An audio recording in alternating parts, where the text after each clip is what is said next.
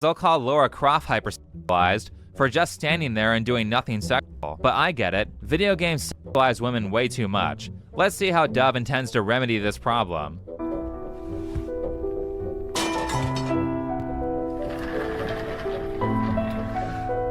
Well, that's one way to start. We have a woman here who was fully covered up, who then changed into something that was more revealing. She basically is in the same outfit that Laura Croft was in.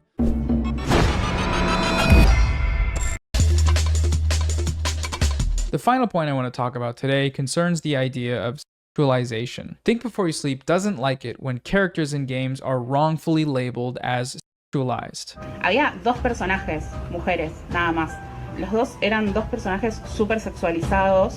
Y nada, eran las dos opciones que tenía para elegir. Sorry, for some reason they had her speak Spanish even though she can speak English, but she said two female characters from a game that they never identified were oversexualized.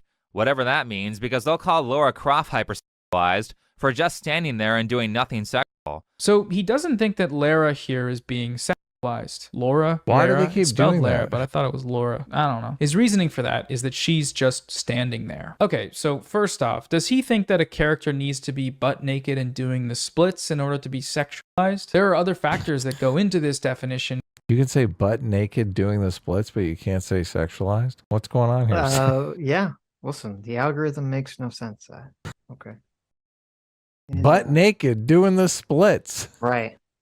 Sex. Ah! Beyond what a character is doing. In the case here, Laura is wearing short shorts and a tight crop top, revealing her legs and midriff. Pancake flat midriff. Laura is a character who shoots people and runs through the woods and shit. This outfit is clearly impractical for that purpose, but she's wearing it because she is being sexualized. The main thing with this example, though, is that Laura's body has proportions that are unrealistic in comparison with the vast majority of people. These proportions are considered sexually attractive and are... Okay, so I do agree that Laura Croft and many other female characters in video games are dressed in very sexy ways to show off their sexy bodies. Right, provocatively. Yes. Yes. And there's absolutely nothing wrong with that at all. Of course. Sex sells, and that's fine. There's nothing wrong with that. You have to actually show why that's bad. Right. Now, I don't buy, and you're going to have to show, this is the thing. If you want to make this argument, this whole, oh my God, men are going to look at Laura Croft and they're going to treat her like a sexual object. And therefore, they're going to treat women in the real world like a sexual object. Or, oh my God, all these girls are going to pick up the Tomb Raider game and they're going to play it. And they're going to say, I can never have my tits be this pointy as Polygon era PS1 Laura Croft. My entire worldview is shattered. I have fallen into a depression that I can never look like Laura Croft. Sorry, I don't believe it. I mean, there is some jealousy that goes on there. Sure. Yeah, but as you said, I think it's people's girlfriends, not the people playing the game. Yeah, totally. Well, that's the situation. Right. They're like, look, I don't want this in my game. Sure. I mean, how many, and let's be real, when Tomb Raider was made, it was a game made for young boys to play, obviously. Yeah. And so they made some Laura. Right. They made some hot bombshell lady for boys to ogle as they were playing the game. Just as there's a million and billion of these dating sim games with all these beautiful looking anime boy characters that are all there for women to ogle when they play their dating sim games. And no one's complaining about that. No one is saying, wow, all these insanely attractive anime boys or insanely buff, anime dad boys have bodies which most men don't have and will never have, and no one is complaining about this ever at any point in time. It's totally fine. People can play games that have attractive people in them that they can fantasize about. It's not a problem. Just get over it. Get over it. Yeah, it's so weird. It's like such a prudish culture. Yes. Most cities have like a local pool. In Los Angeles, we have beaches and stuff like that. Like there's people running all over in bikinis and stuff. It's not right. Like we don't have like the burqa culture here. So I don't get it. It's like You can see this in regular everyday life, but you Right. can't have it in a video game. But this is why I mean, they're not naked. Right. But this is why it's so stupid, because it's like, again, as I said, I agree with the critique that you shouldn't have women who are just sex objects in games. Like if every video game was just, the woman gets captured and the man has to save her, I'm like, okay, like that is probably not great for young girls in our society. If that's the message you're telling them something not about the way they look, but about their character, that all they can do is be damsels in distress. Fine. But the problem is like, okay, well, we don't live in that world anymore. We haven't lived in that world for quite some time. There's a million women who are all super kick-ass superheroes in all these movies and all these games, but now, though, they're not allowed to look attractive either. I know, it's so weird. It's like they can be just as kick-ass as the men, but they're not allowed to be attractive or sexy. They have to be ugly, They have to flat be chest. ugly. They have to basically look like the guys. Yeah. Even though all the guys that were all super hyper competent, super kick-ass guys, all generally looked conventionally attractive and reasonably buff, that was never a problem. But for some reason, for girls, it's a problem. Okay. The male characters all look like men. Yes. And the female characters all look like boys. There you go. I mean, there's going to be a certain subset of the population that's really into that. I know. What's going on here? You guys are catering to the wrong audience. Are thus created by... And it's funny too, because so they have the picture. It's at the top. It says, here's what our most memorable female video game characters look like as average women. In the top of it, we have Riku from Final Fantasy X-2, which it's so funny because I think I talked about this briefly with Aiden when she was on one of these times. In Final Fantasy, so Riku's a character who you can't really tell because it's blurry, but she wears she's wearing like basically a bikini and kind of a skimpy outfit. And in Final Fantasy 1, like there are sexual characters that are like very heavily sexualized in it. But in Final Fantasy 2, the characters are all even more sexualized because a big part of the game is about the way you gain powers is by changing outfits and changing your clothes. And girls like that game so much more than the first one. Because it's all about changing clothes. Girls love outfits. Yes. Even though they're all changing into skimpy, sexy outfits. And there were characters in Final Fantasy X2 that are sexualized way more than they ever were in the first one.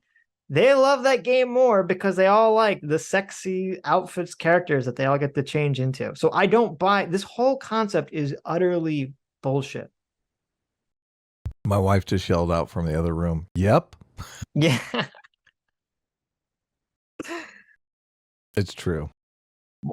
Why is it that... Well, okay, I'll save that for later.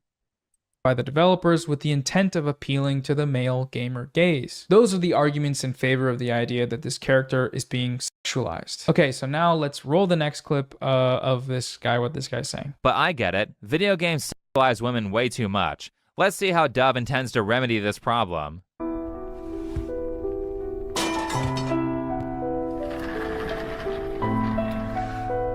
Well, that's one way to start.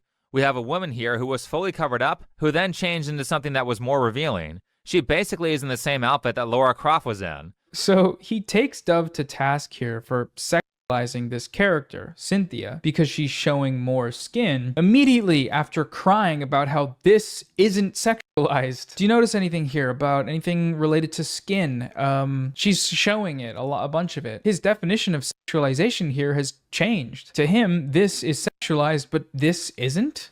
Okay. Why is he such a dumbass, man? It's like so idiotic. This is performative stupidity. Like, Look, it's... does he understand the character design aspect of this? No. It's like, so Think Before You Sleep says, he questions the aspect of, is Lara Croft sexual for just what she's wearing, right? And he says no, and you could disagree with that, that's fine. But then he says, well, using that criteria, how do you not also levy this at Dove? And then Noah, Big Brain Noah here says, wait a minute. You're adopting their framing to show that they're being hypocritical. That means you're changing your definition. You're the hypocrite. And it's like, oh my God. Yeah, it's annoying. Like, Noah is really dumb. Or he's just so... he's just so NPC brained about politics. He cannot perceive reality at all. He lives in this perpetual baby bubble of understanding. Or he's just lying. I mean, it could be that because obviously he lied repeatedly in his response video. So to hide up the fact that he got everything incorrect. And he admitted he knew he got everything incorrect, so he's lying. Right. Look, all she's doing is sitting there. For just standing there and doing nothing sexual. That doesn't make any sense. It does, though, when you realize that his definition is entirely dependent on whether or not it helps his argument. A major... The irony. It's a pause for the irony there one. Pour one out for the irony on the floor. Okay. I mean, at least he's not Googling studies just to make his argument. The major theme of this ad is that Cynthia is closer to this body type, but is required to wear armor that squeezes her into this body type. The armor is the sexualized one, dude. Please, I beg of you, go take a media literacy course. There's another pause for the irony here. Mr. How does this video promote people to eat unhealthy foods? Because she's not actually eating anything unhealthy in the video. Right. Please take a media literacy course. A media literacy course would solve all of this problem. Yes. Yeah. Now it's got to be a critical media literacy course. You understand? I know. I know. Okay. I was thinking media literacy, man. How woke is that class these days? My God. Okay, the last part with this is real weird, so go ahead and strap in. It concerns the framing of one of the shots from the animation, and Think Before You Sleep has certain feelings about this shot. Let's see what's next.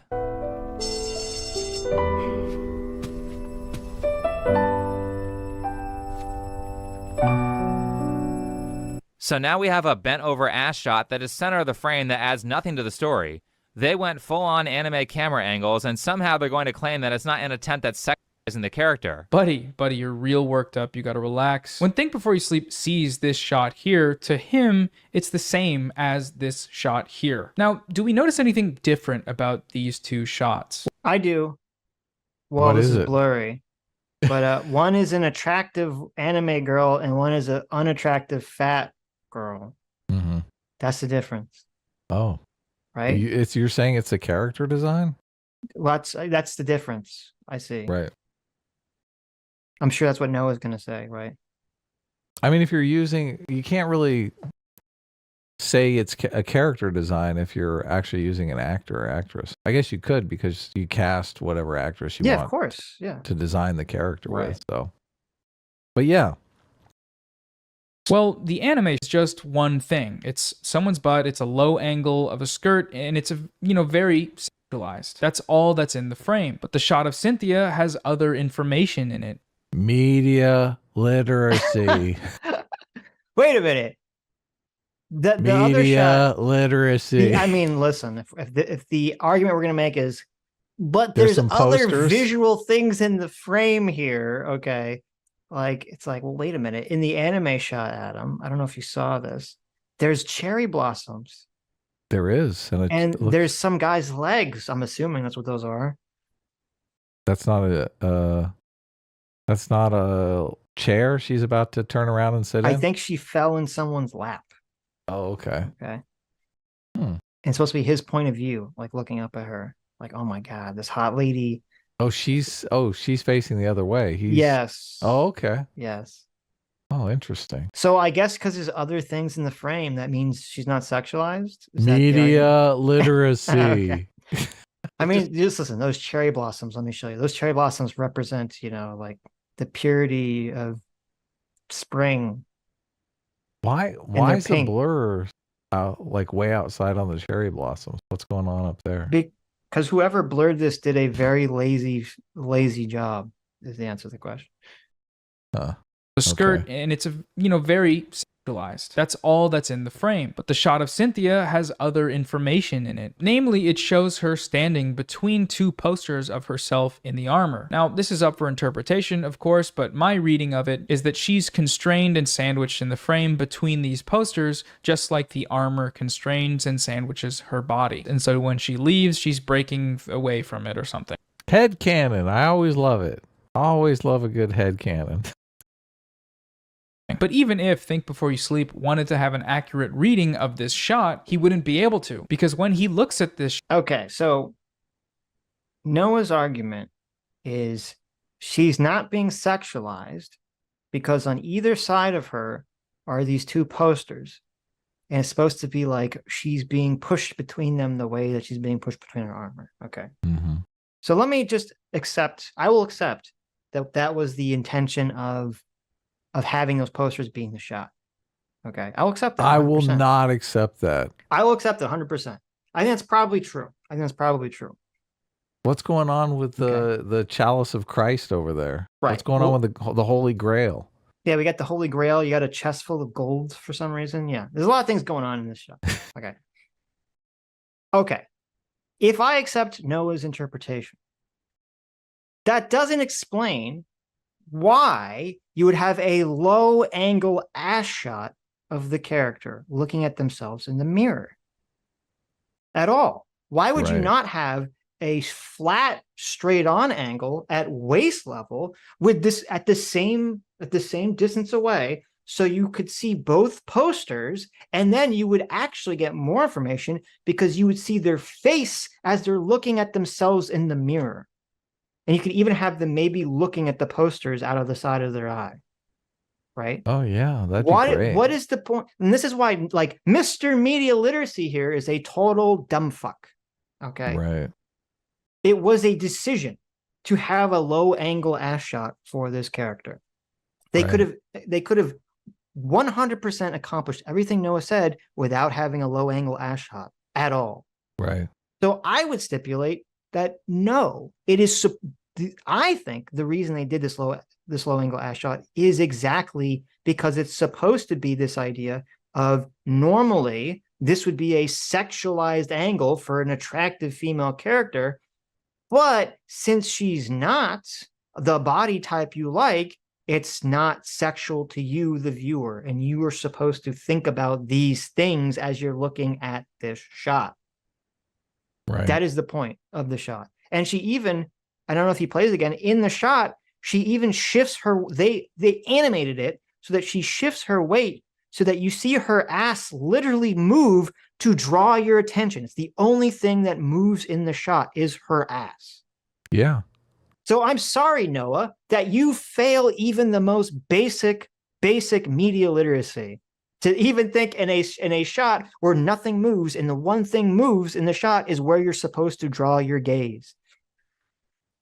Do you think they're trying to make her sexy in this shot? Do you think that's No, what's I think going on? it's supposed to be like a critique. If this was a person of conventional attractiveness, this would be the cheesecake shot, right? Of their nice ass. The camera just for no reason panned onto their ass just so you could see it. But since she's not, and since she's fat and not attractive, it's like supposed to make you think about those things and think, well, why is the camera like looking at her ass in this way when I don't necessarily enjoy what I'm looking at? It's supposed to make you uncomfortable? Yes. Subvert your expectations? Yes. Okay. I like it. Shot, all he sees is this. He's so worked up about seeing a woman from behind that his brain fails to render the rest of the frame, causing him to miss some key information that would help him interpret this image more accurately. He only sees the giant ass that's literally in the direct middle of the frame. The only thing that even moves in the frame that's obviously meant to draw your attention. That's all he could see. What an idiot. It's just so weak. Weak sauce.